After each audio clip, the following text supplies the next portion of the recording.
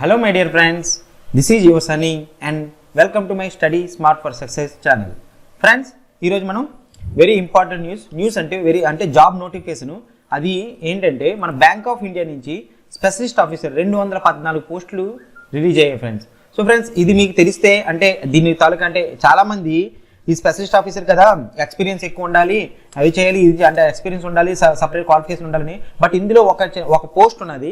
ఆ పోస్ట్లోని ఓకే మీకు అసలు ఎక్స్పీరియన్స్ అవసరం లేదు, అండ్ అలాగే దానికి రిక్వైర్డ్ క్వాలిఫికేషన్స్ ఉంటే చాలు, అంటే వితౌట్ ఎక్స్పీరియన్స్. అండ్ రెండోది ఏంటంటే ఇందులోని బ్యాంక్ ఆఫ్ ఇండియా వాడు ఏం మెన్షన్ చేశాడంటే, if examination not conducted only interview will be conducted. మతలో అంటే ఎగ్జామినేషన్ అన్నది ఉంటుందో ఉండదు అంటే బికాజ్ ఆఫ్ ది కోవిడ్-19 అంటే కోవిడ్-19 వల్ల ఎగ్జామినేషన్ కండక్ట్ అవ్వకపోతే ఓన్లీ మెరిట్ బేసిస్లో ఇంటర్వ్యూ తీసుకొచ్చి మెరిట్ బేసిస్లో మీకు సెలెక్షన్ చేసి జాబ్ ఇచ్చేస్తారు. సో ఫ్రెండ్స్, ఇది చాలా చాలా చాలా మంచి అవకాశం. ఎందుకంటే ఎగ్జామినేషన్ ఇవ్వడం వేరు, ఎగ్జామినేషన్ ఇవ్వకుండా సెలెక్ట్ అవ్వడం వేరు. సగం అక్కడే సెలెక్ట్ అయిపోయినట్టు అవునా, మెరిట్ లిస్ట్లో మీకు పిలిచారంటే. సో ఫ్రెండ్స్, ఈ అవకాశాన్ని వినియోగపరచుకోండి. ఎవరికైతే ఎక్స్పీరియన్స్ ఉందో ఎన్ని పోస్టులు పెట్టుకోండి, ఎవరికైతే ఎక్స్పీరియన్స్ లేదో బట్ ఆ క్వాలిఫికేషన్ ఉన్నదో ఆ పోస్ట్కి వాళ్ళు తప్పకుండా అప్లై చేయండి, మీకు బాగా సక్సెస్ దొరుకుతుంది. అర్థమైందా? సో ఫ్రెండ్స్, ఎవరెవరైతే ఇప్పటి వరకు మాక్ టెస్ట్లు ఇవ్వాలనుకుంటున్నారో వాళ్ళందరూ మన textbook.comలో వెళ్ళి 299 రూపీస్కి ఓకే మన 299 రూపీస్కి మీకు దొరుకుతుంది ఎవ్రీ ఇయర్.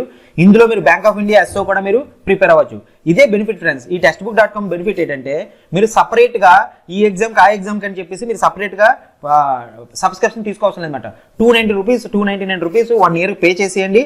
పే చేసిన తర్వాత మీకు 1 ఇయర్ వరకు ఎన్ని ఎగ్జామ్స్ మీరు మాక్ టెస్ట్ అవ్వాలనుకుంటే అన్ని ఎగ్జామ్స్ మాక్ టెస్ట్ అవ్వండి. ప్రతి ఎగ్జామ్కి ఉంటుంది, ఆల్ ఎగ్జామ్స్ అనమాట.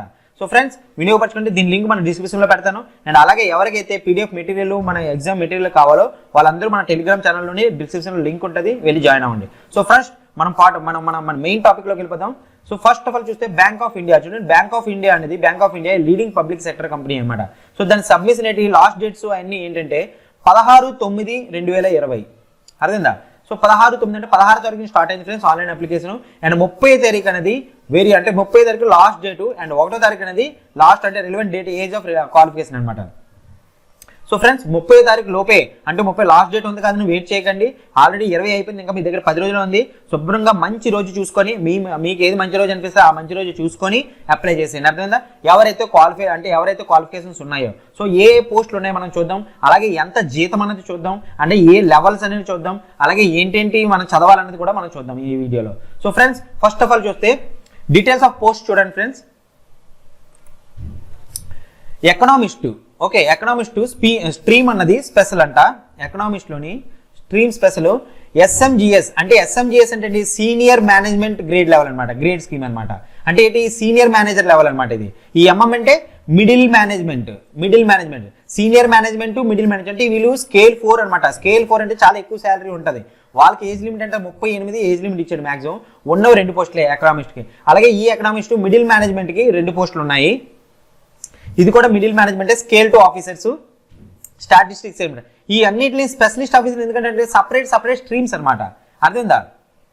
స్పెషలిస్ట్ ఆఫీసర్ అనమాట, అందుకే స్పెషలిస్ట్ అంటారంటే తప్పకుండా ఈ క్వాలిఫికేషన్ అంటే ఈ స్ట్రీమ్లో వాళ్ళ క్వాలిఫికేషన్ అనేది ఉండాలన్నమాట. సో మన క్వాలిఫికేషన్ ఏంటనేది చూద్దాం. So don't worry.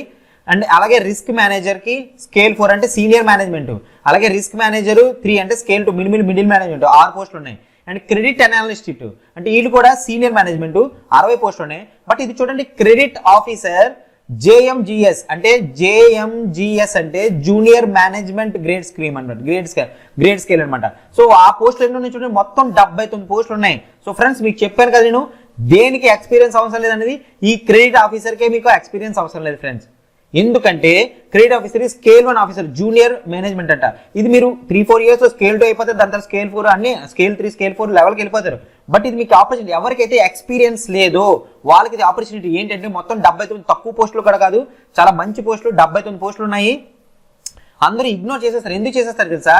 అరే ఇవన్నిటికి ఎక్స్పీరియన్స్ ఉండాలరా అని చెప్పేసి పక్కకి వెళ్ళిపోతారు. దీన్ని అసలు ముట్టుకోరు. కానీ ఫ్రెండ్స్, ఈ వీడియో మన తెలుగు వాళ్ళకి ఎందుకు చేస్తారంటే, మన తెలుగు వాళ్ళు అందరూ పెట్టుకోండి, క్రెడిట్ ఆఫీసర్లో ఎక్స్పీరియన్స్ అవసరం లేదు. మీ క్రెడిట్లోని మీరు అంటే మీకు డిగ్రీ ఉండాలి. అండ్ క్రెడిట్ అనే సబ్జెక్ట్ క్రెడిట్ డిపార్ట్మెంట్ సబ్జెక్ట్లో మీకు ఒక సబ్జెక్ట్ ఉంటే సరిపోదు. సో మనం అది ముందుకు వద్దాం. సో బట్ ఫ్రెండ్స్, దీనికన్నది no experience, nil experience required. So friends, ఇది మెయిన్ టాపిక్ ఈ రోజు మంది. మనం దీని మీద మనం బాగా కాన్సన్ట్రేట్ చేద్దాం. ఎవరైతే ఎక్స్పీరియన్స్ ఉందో వాళ్ళు ఆల్రెడీ మనం పెట్టుకుంటారు. బట్ ఎవరెవరికైతే ఎక్స్పీరియన్స్ లేదో, ఓన్లీ క్వాలిఫికేషన్ ఉన్నదో వాళ్ళు క్రెడిట్ ఆఫీసర్ పెట్టుకోవచ్చు. 79 పోస్టులు తక్కువేం కాదు ఫ్రెండ్స్. అండ్ మాక్సిమం ఏజ్ కూడా 30 ఉన్నది. సో అంటే నార్మల్ కన్నా ఎక్కువే. అండ్ ప్లస్ దీనికి ఓబీసీ, ఎస్సీ, ఎస్టీ కూడా రిలాక్సేషన్ ఉంటుంది. సో ఫ్రెండ్స్ ఇవన్నీ ఉంటాయి కాబట్టి మనం దీన్ని ఒక్కసారి చూద్దాము. సో చూడండి ఫ్రెండ్స్, అలాగే మన ఐటీకి ఇన్ని పోస్టులు ఉన్నాయి. IT fintech, IT data scientist, ఇవన్నీ మీరు మన నోటిఫికేషన్ మీకు మన డిస్క్రిప్షన్లో లింక్ పెడతాను, డౌన్లోడ్ చేసుకుని చూడండి. ఓవరాల్గా ఎన్ని పోస్టులు ఉన్నాయి అర్థమైందా? సో చూడండి మన ఓవరాల్గా మనకి 214 పోస్టులు ఉన్నాయి ఫ్రెండ్స్. అర్థమైందా?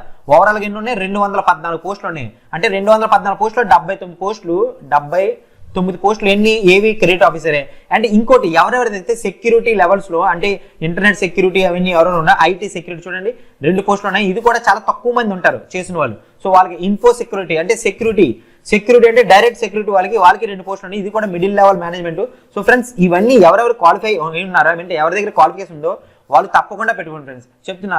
ఎందుకంటే వీటిని అందరూ అరే కాంపిటీషన్ ఎక్కువ ఉంటుందని చెప్పేసి పెట్టరు, కానీ మిడిల్గా కాంపిటీషన్ ఉంటుంది. రెండోది మెయిన్ పాయింట్ మీరు చూడవలసింది ఏంటంటే, ఇందులో మెయిన్ పాయింట్ మీరు చూడవలసింది ఏంటంటే ఎగ్జామ్ కండక్ట్ చేస్తారో కండక్ట్ చేయరో తెలియదు. మీకు అది చూపిస్తా కావాలంటే. ఓకే చూడండి. సో చూడండి ఇప్పుడు స్కేల్ మీకు ఇప్పుడే ఇందాలే చెప్పాను. అసలు స్కేల్స్ అంటే ఎంఎంజీజీ అంటే ఏంటి, ఈ స్కేల్ అంటే జేఎంజీజీఎస్ అంటే స్కేల్ అనమాట, జూనియర్ మేనేజ్మెంట్. ఎంఎం అంటే మిడిల్ మేనేజ్మెంట్.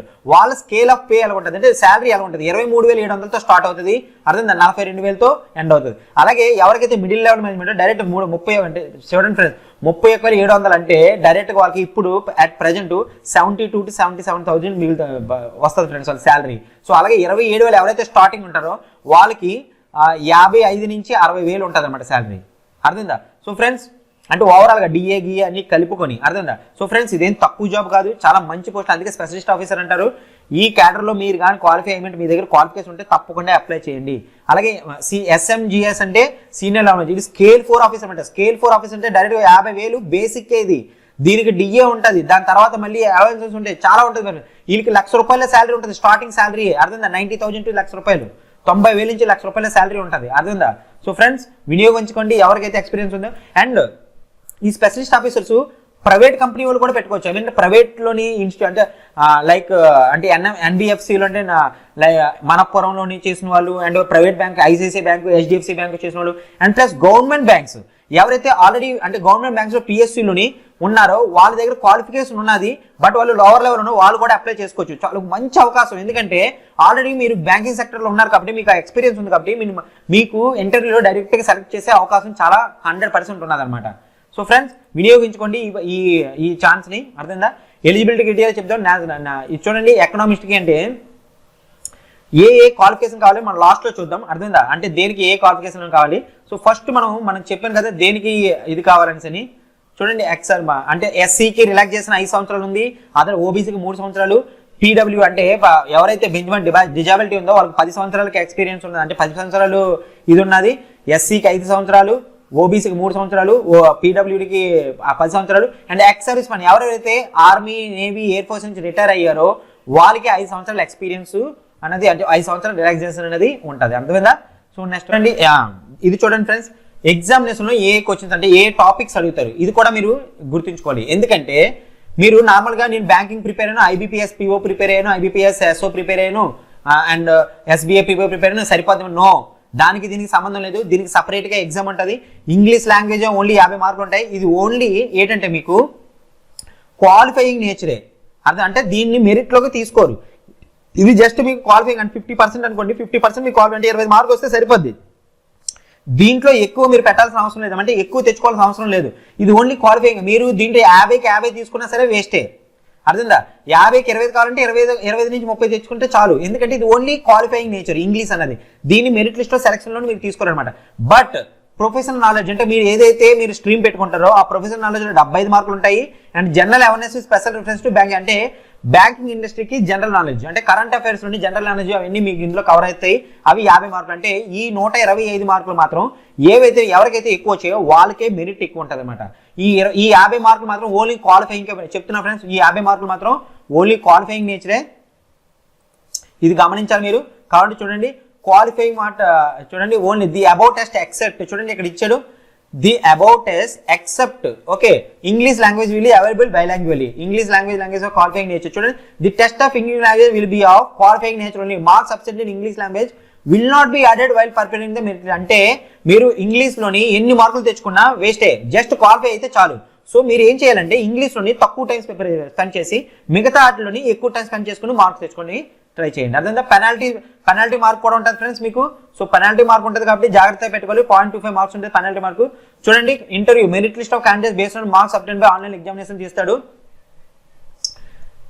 ఎవరికైతే ఆన్లైన్ మార్క్ లో మెరిట్ లిస్ట్ వచ్చిందో వాళ్ళని ఇంటర్వ్యూకి పిలుస్తారు ఫ్రెండ్స్. అండ్ అలాగే ఇందులో ఏంటంటే ఇంకోటి, ఒకవేళ ఎగ్జామ్ కండక్ట్ చేయలేకపోతే డైరెక్ట్ గా మీ మెరిట్ అంటే మీ మార్క్స్ బట్టి మీరు అప్లై చేసిన మార్క్స్ బట్టి ఇంటర్వ్యూ మార్క్స్ బట్టి మీరు డైరెక్ట్ అంటే ఇంటర్వ్యూ వాళ్ళు కొంతమంది పిలుస్తారు, వాళ్ళ మెరిట్ లిస్ట్ తీసుకొని అండ్ మెరిట్ లో ఎవరికైతే మెరిట్ గా అంటే కొద్ది మార్క్స్ వచ్చాయో వాళ్ళని డైరెక్ట్ గా సెలెక్ట్ చేయడం జరుగుతుంది. సో ఫ్రెండ్స్ ఇది మనకి ఒక ఛాన్స్ ఏంటంటే ఎగ్జామ్ అవుతుందో లేదో తెలీదు, అంటే మాక్సిమం అవ్వచ్చు 90%, but the bank may conduct the selection process only on the basis of interview GD without holding online test. చూడండి అకార్డింగ్ ఇదే మీకు చెప్పబోతున్నాను అనమాట. ఏంటన్నాడు, the bank may conduct the selection process only on the basis of interview without holding online test. అంటే online test ఇవ్వకుండానే మీకు conduct అయ్యే ఛాన్సెస్ ఉన్నది, అదే చెప్తున్నాడు. అర్థందా? మళ్ళీ చెప్తున్నా ఫ్రెండ్స్, ఓన్లీ ఇంటర్వ్యూ బేస్ మీదే మీకు చేసి ఉంటుంది అనమాట. అర్థందా? ఇది మీకు అంటే అడిషనల్ అనమాట. అంటే యాక్చువల్గా నార్మల్గా ఆన్లైన్ టెస్ట్ ఇవ్వాలి ప్లస్ ఇంటర్వ్యూ ఇవ్వాలి. But because of COVID-19 situation వల్ల వాళ్ళకి ఆపర్చునిటీ దొరకకపోతే, ఆన్లైన్ టెస్ట్ దొరకకపోతే వాళ్ళు ఏం చేస్తారంటే, if online examination not conducted adequate number of candidates as decided by bank will be shortlisted for interview based on their qualification.